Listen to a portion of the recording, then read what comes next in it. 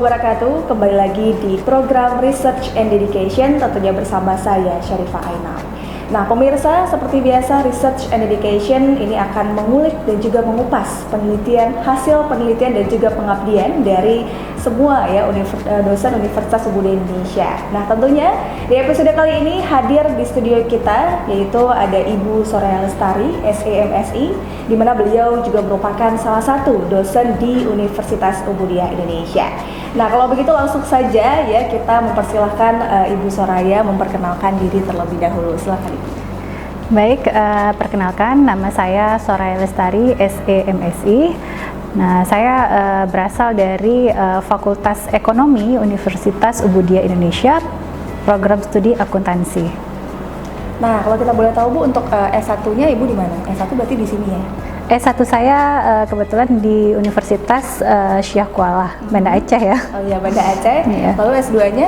S2-nya juga saya masih di Universitas Syah Kuala. Oh, masih di fakultas yang sama? Fakultas yang sama. Tapi universitas yang sama? Iya. Fakultas yang sama Fakultas juga. yang sama juga. Iya, dan tentunya ngajarnya tapi di Universitas Budaya Indonesia ya? Iya. Luar biasa ya, jadi mungkin pengalaman di sana ya bisa dikasih di sini gitu ya. Dan tentunya Ibu sekarang berprofesi sebagai dosen ya? Iya. Nah, Ibu apa sih yang memotivasi Ibu ini bisa menjadi seorang dosen gitu?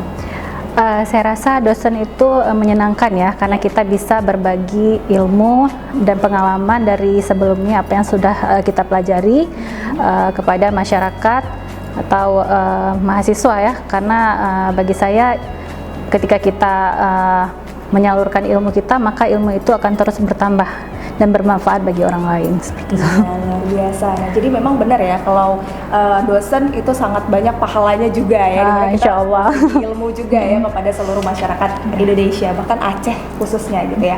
Nah, jadi Ibu kan tahu ya kalau di Universitas Budaya Indonesia itu ada yang namanya program e-learning ya. Iya. Ya, dimana program itu adalah melalui media gitu ya, jadi online gitu mungkin bisa diputar secara berulang-ulang gitu ya. Nah itu bagaimana tanggapan Ibu mengenai dengan program e-learning itu? Menurut saya sih e-learning itu banyak sekali manfaatnya ya, karena itu bisa membantu para mahasiswa yang mungkin tidak bisa masuk kuliah pada saat itu, mereka bisa mengulang kembali di rumah, lalu siswa-siswa lain dari universitas lain di mana saja bisa mengakses video e-learning tersebut, sehingga makin banyak ilmu dan dari berbagai versi dosen tentunya gitu. Ya. Pasti manfaatnya banyak sekali ya kalau banyak sekali manfaatnya. Ya, mulai dari mungkin pembelajaran yang juga gampang gitu, bisa diulang-ulang berulang kali. Nah, kalau berkaitan dengan penelitian gitu ya, apakah itu ada kaitannya nggak sih sama e-learning sama dengan penelitian Ibu sendiri? E-learning dengan penelitian tentu saja banyak kaitannya ya, karena dari e-learning itu yang kita bahas adalah mengenai pokok-pokok materi yang ada yang kita pelajari.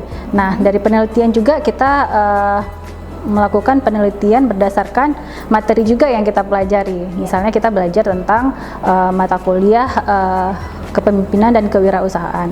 Maka nanti untuk meningkatkan ilmu biar up to date gitu ya. Jadi dilakukan penelitian tentang kewirausahaan tersebut. Bagaimana dampak kewirausahaan sekarang ini bagi mahasiswa atau masyarakat di masa yang akan datang seperti itu. Iya, jadi sangat-sangat berkaitan ya. Iya, sangat berkaitan. Karena memang media sekarang itu benar-benar harus 4.0 mungkin ya, dan harus update gitu ya. Update dengan teknologi ya. Nah, Ibu pasti kalau adanya penelitian ada yang namanya melatar belakangi. Nah, apa sih yang melatar belakangi dari penelitian Ibu? Yang melatar belakangi dari penelitian saya kan meneliti tentang pengembangan kota wisata syariah untuk meningkatkan UMKM syariah gitu. Jadi kalau sekarang itu kan kita masih hanya melihat UMKM saja, tidak dalam skop syariahnya. Nah, namun seiring dengan berkembangnya zaman, ada pengembangan terhadap sistem syariah, bagaimana produk-produk yang halal. Maka saya rasa kita perlu untuk mengembangkan UMKM syariah seperti itu, karena UMKM syariah ini juga yang nantinya akan mengembangkan produk-produk syariah dan memperkenalkan bagaimana sih syariah sebenarnya seperti itu. Oke, nah jadi memang syariah itu benar-benar harus diterapkan apalagi di Kota Banda Aceh sendiri ya. Karena memang wali kota aja sudah menerapkan seperti itu ya. Jadi ya tentunya. langsung berkaitan ya. Dan pastinya temanya apa tadi Bu kalau kita boleh tahu? Ini kita mengenai pengembangan kota wisata. Jadi kalau di Banda Aceh itu kan kita udah menerapkan wisata syariah gitu ya. Tentunya dengan wisata syariah kita perlu UMKM syariah gitu. Di mana nanti ketika datang para wisatawan dari berbagai negara, maka kita akan memperkenalkan sesyariah apa sih di Kota Banda Aceh ini gitu kan. Lalu harus didukung dengan sektor-sektor usaha syariah. Nah, jadi sektor usaha syariah ini punya karakteristik tersendiri gitu. Sehingga bisa meningkatkan wisata syariah gitu. Iya, seperti itu saya rasa. Jadi judulnya tema sama judulnya berarti itu juga. Iya. Berarti pengembangan kota wisata syariah dengan peningkatan UMKM syariah gitu ya. Nah, itu juga berkaitan dengan wisata tadi ya. Dimana memang Kota Banda Aceh itu wisatanya juga luar biasa sekali ya. Jadi memang benar-benar ya UKM-nya apa salahnya gitu juga untuk mempertingkat ekonomi juga ya UMKM itu sendiri. Nah, berkaitan dengan peningkatan ekonomi nih, terkait dengan penelitian Ibu apakah ada kaitannya gitu ekonomi? Tentu saja. Nah, dengan meningkatnya UMKM tentunya akan UMKM syariah tentunya akan banyak bermunculan pengusaha-pengusaha dari industri syariah gitu ya. Akan menciptakan produk-produk syariah yang banyak, menyerap tenaga kerja yang banyak.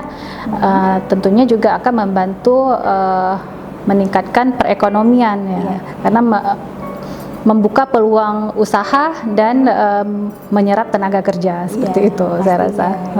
Itu juga pengangguran juga masih berkurang jadinya ya. Bisa mengurangi tingkat pengangguran. Tingkat pengangguran juga akan berkurang jika adanya memang produk-produk sendiri gitu. Itu memang harus dikembangkan terus. Sama aja pengembangan kota wisata ya syariah. Yang pasti nggak cuma di wisata aja, tapi kota UMKM-nya juga. Karena memang saat ini ya di tahun ini bahkan di tahun kemarin juga pemerintah Kota Banda Aceh ini memang benar-benar terus mensupport ya bagaimana UMKM ini terus berkembang dengan produk-produk kreatifnya gitu dan juga inovatif. Nah, Ibu sendiri nih terkait dengan produk inovatif dan juga kreatif, Ibu ada penelitian tentang itu juga nggak sih?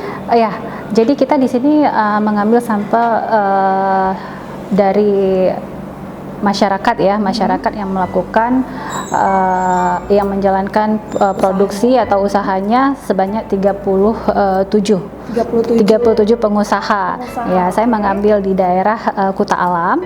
Nah, jadi di sana kita bisa melihat bagaimana sih sebenarnya pengusaha itu bisa melakukan aktivitasnya sehingga kreativitasnya itu semakin berkembang. Sejauh mana kreativitas mempengaruhi produksinya gitu. Nah, karena kan dengan kreativitas itu setiap orang bisa improvisasi gitu ya, improvisasi produk. Nah, jangan kita berharap bahwa kreativitas itu penting, tapi dengan kreativitas yang tidak dijalankan itu juga bisa menjadi satu hambatan gitu.